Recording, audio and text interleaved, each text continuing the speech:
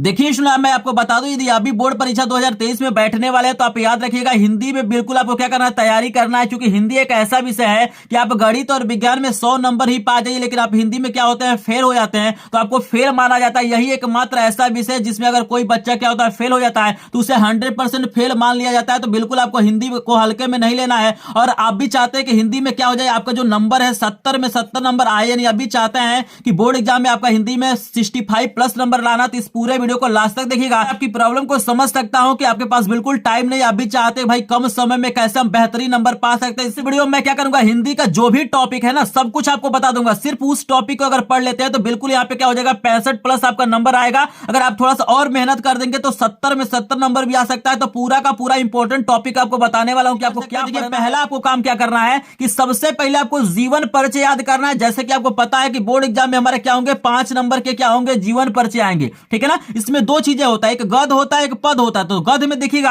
आपको क्या करना, महत्वपूर्ण लेखकों का जीवन परिचय याद करना है। उसमें से सबसे पहले जो याद करना आपको आचार्य रामचंद्र शुक्ल का याद करना है, उसके बाद जयशंकर प्रसाद का याद करना, उसके बाद से डॉक्टर राजेंद्र प्रसाद को याद करना। देखिए बोर्ड एग्जाम अभी तक यही देखा गया कि यही तीनों इंपॉर्टेंट क्या होता है, जीवन परिचय आपसे पूछा जाता है। और इस बार भी इन्हीं में से तीनों में से कोई एक आएगा, आपको ऑप्शन देगा, आपको 3-4 दे देता, आपको कहेगा किसी एक पे जीवन परिचय लिखना है। तो यहां पे क्या करना है, इन तीनों लोगों का जीवन परिचय याद करना है। जीवन परिचय में मैं आपको तरीका बता देता हूं क्या याद करना है। विशेष तौर पे आपको जीवन परिचय में माता का नाम, पिता का नाम और उनकी प्रारंभिक शिक्षा, साहित्य में स्थान और उन्होंने क्या क्या रचनाएं किया, इनको याद करना है। बाकी कुछ याद करने की जरूरत नहीं, बाकी चीज अपने मन से आप कर सकते हैं, लिख सकते हैं। तो पूरा का पूरा वीडियो देखिए, एक एक टॉपिक में समझाऊंगा। पहला चीज समझ गए कि 5 नंबर आपको पाना है तो क्या याद करना पड़ेगा, जीवन परिचय। और यहां पे आपको 3 मैंने बता दिया, इन तीनों लोगों का क्या करेंगे, जीवन परिचय आप देख लीजिएगा। आपको पढ़ने की बिल्कुल आवश्यकता नहीं है, जो मैं बताऊंगा उसी को पढ़िए, 70 में 70 नंबर ला सकते हैं। चूंकि पहली बार मैं बोर्ड एग्जाम की तैयारी नहीं करा रहा हूं, इसके पहले भी मैंने तैयारी करा था और आप देख सकते हैं कि इन्हीं तरीकों को अपना के स्टूडेंटों का 95% से ऊपर नंबर आया था।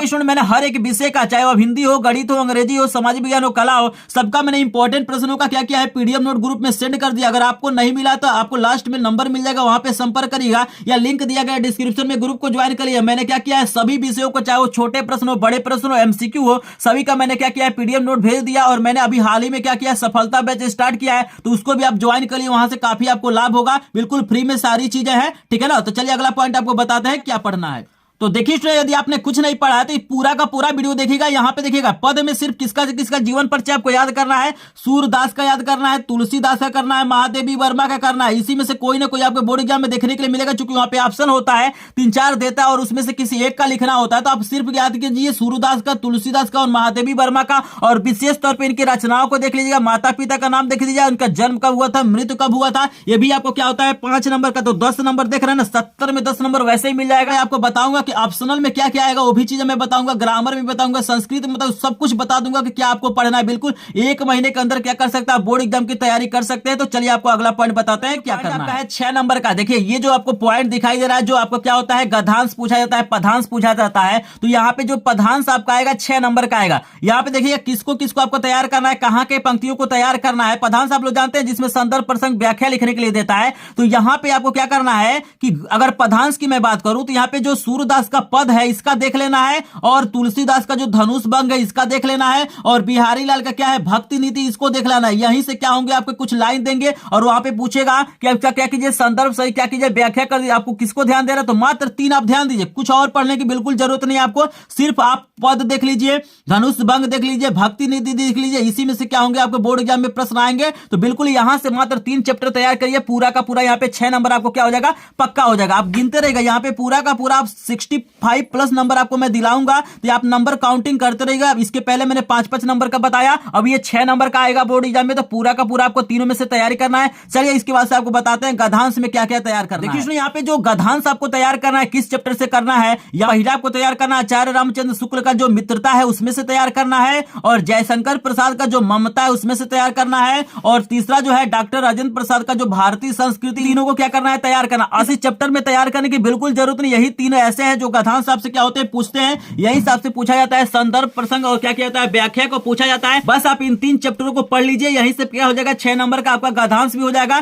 तो यहाँ पे देखिए गधांश में से भी 6 नंबर का आएगा और पदांश में से भी 6 नंबर का आएगा और जीवन परिचय आपको दोनों में मिला के 10 नंबर का आएगा। ठीक है ना। चलिए अगला पॉइंट आपको बताना है क्या तैयार करना है। देखिए अगला टॉपिक आपको हम बताते हैं कि क्या करना है। देखिएगा आपको बोर्ड एग्जाम में 20 एमसीक्यू मिलेंगे और यहाँ पे देखिएगा जो 10 नंबर का आपका जो एमसीक्यू होगा ना वो सिर्फ कहां से पूछा जाएगा। आपको याद रखना है कि महत्वपूर्ण रचनाएं एवं लेखक एवं कवियों का आपको ना पहला जो काम करना है एमसीक्यू के लिए जो 10 नंबर का काम करना आपको याद करना है कि जितने भी महत्वपूर्ण क्या है आपके रचनाएं हैं, उनके लेखक है, कवि, उनको क्या करना है तैयार करना। और विशेष तौर पे आपको ना जो आपके चैप्टर में क्या है कवि है, लेखक, उनकी रचनाओं को जरूर फॉलो करना है क्योंकि बहुत सारे प्रश्न होंगे जो उन्हीं से पूछा जाएगा। तो महत्वपूर्ण क्या होंगे जो लेखक होंगे, कवि होंगे, उनकी रचनाओं को देख लीजिएगा। यहां से आपको क्या होंगे 10 नंबर का एमसीक्यू आएगा। और यहां पे देखिएगा 10 नंबर में और भी आएगा। यहां पे जैसे आएगा रीतिकाल, आधुनिक काल, छायावादी युग, द्विवेदी युग, प्रगतिवादी युग, इसको क्या करना आपको तैयार कर देना है। खास तौर पे इसकी विशेषताएं और प्रवृत्तियों को क्या करना है ध्यान देना, क्योंकि इसमें क्या होंगे एमसीक्यू बनेंगे। यहां से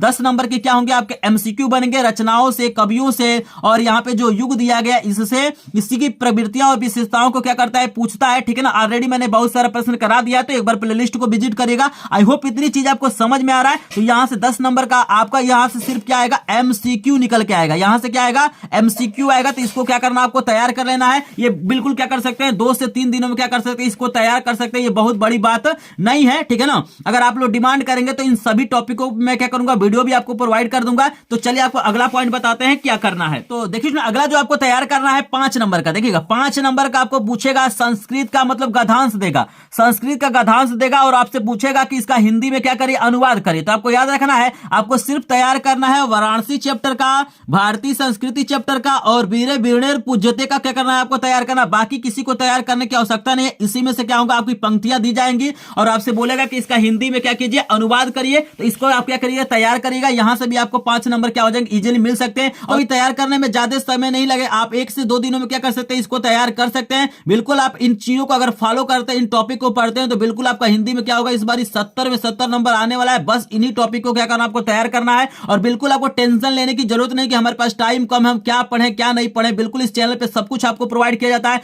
फ्री में। आप देख सकते हैं डेली लाइव क्लासेज आपको चलाया जा रहा है। तो लाइव क्लासेज को ज्वाइन करिए, पीडीएफ नोट को ले लीजिए, आपका पूरा का पूरा तैयारी हो जाएगा। तो चलिए अगला पॉइंट आपको बताते हैं क्या करना है।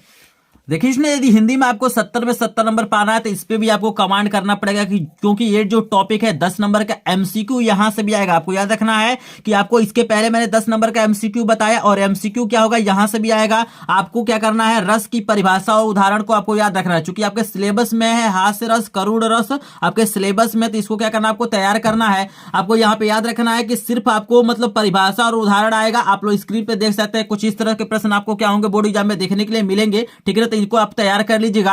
आपको क्या करना अलंकार में यहां भी परिभाषा और उदाहरण को तैयार करना। यहां पे भी आपको एमसीक्यू आएगा। आपको ज्यादा पढ़ने की आवश्यकता नहीं, सिर्फ आपको रूपक अलंकार और उत्प्रेक्षा अलंकार को क्या करना है तैयार करना है। यही आपके क्या है सिलेबस में है। तो आप थोड़ा सा इसको देख लीजिएगा। इसका अस्थाई भाव भी पूछता है कभी कभी। आपको याद रखना कि जो रस होता है ना इसका अस्थाई भाव पूछ देता है कि करुण रस का अस्थाई भाव क्या है, हास्य रस का अस्थाई भाव क्या है, अलंकार कितने प्रकार का होता है। तो उसके प्रकार उसके संबंधित जो भी चीज है क्या करना आपको तैयार कर लेना है। ठीक है। ये भी आप क्या कर सकते हैं आसानी से 1 से 2 दिन में क्या कर सकते हैं तैयार कर सकते हैं। आई होप इतना चीज आपको समझ में आ रहा है। आगे और भी मैं बता रहा हूं कि एमसीक्यू में आपको क्या क्या आने वाले हैं उसको ध्यान से देखिए क्योंकि यही दोनों मिला के आपको 10 नंबर के नहीं है। आगे कुछ और भी टॉपिक है जो क्या होंगे आपको एमसीक्यू में आने वाले हैं। तो इन्हीं को आपको क्या करना है तैयार करना। अगर कम समय में आप 70 में 70 नंबर पाना चाहते हैं तो भी क्या होंगे आपको एमसीक्यू पूछेगा। ये भी जो क्वेश्चन पूछेगा इस 10 नंबर जो मैंने बताया है उसमें क्या होगा ये एमसीक्यू भी आएगा। तो सोरठा छंद और रोला छंद का आपको परिभाषा, इसका प्रकार क्या करना है, उदाहरण क्या करना आपको याद कर लेना है, तैयार कर लेना है। यहां से आपको क्या होंगे बोर्ड एग्जाम में प्रश्न आएंगे और स्क्रीन पे भी मैं लगा देता हूं कि इस तरह के प्रश्न क्या होते हैं हमारे बोर्ड एग्जाम में पूछे जाते हैं। अगला जो आपको टॉपिक है ना ये भी क्या होगा एमसीक्यू में ही आएगा। यहाँ पे उपसर्ग तैयार कर लेना है, प्रत्यय तैयार करना है, समास तैयार करना है।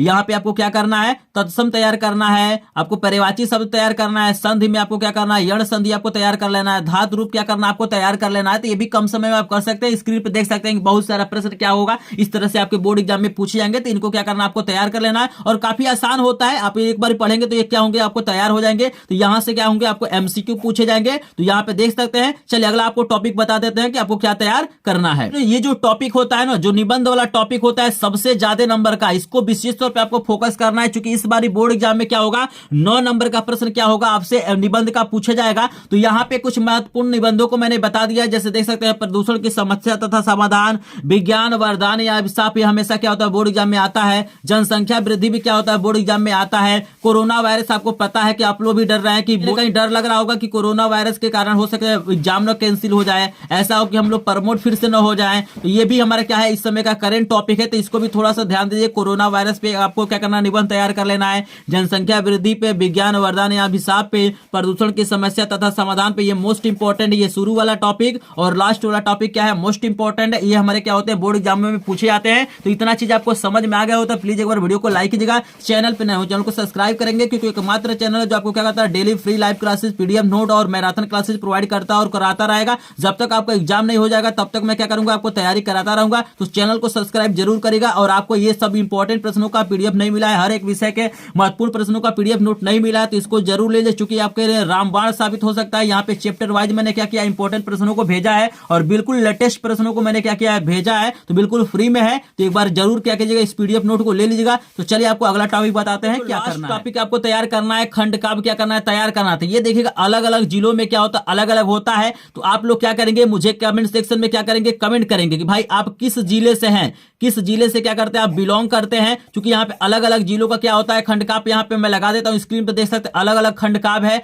तो अलग अलग जिलों में क्या होता है, अलग अलग चलता है। तो ये भी काफी इंपॉर्टेंट होता है, तो इसको भी क्या करना, अपने जिले के अनुसार तैयार कर लेना है। अगर आपको नहीं पता होगा तो अपने टीचर से क्या करिएगा, पूछ लीजिएगा सर हमारे जिले में कौन सा मतलब खंडकाव्य चलता है। वैसे आपको क्वेश्चन बैंक वगैरह में भी क्या किया दिया है कि किस जिले में कौन सा चलता है। तो अपने अपने जिले का नाम एक बार कमेंट सेक्शन में जरूर लिखिएगा, और आपके जिले में कौन सा खंडकाव्य क्या होता है चलता है, आप लोग कमेंट सेक्शन में कमेंट कीजिएगा। अगर आपको वीडियो पसंद आए तो प्लीज एक बार वीडियो को लाइक कीजिएगा, चैनल को सब्सक्राइब करेंगे, और इस वीडियो के कमेंट बॉक्स में अपनी राय जरूर दीजिएगा कि क्या मैंने जो टॉपिक बताया आपको सही लगा है कि नहीं, ऐसे वीडियो आपको प्रोवाइड करना चाहिए कि नहीं। तो चलिए मिलते हैं नेक्स्ट वीडियो में, तब तक के लिए आपका धन्यवाद।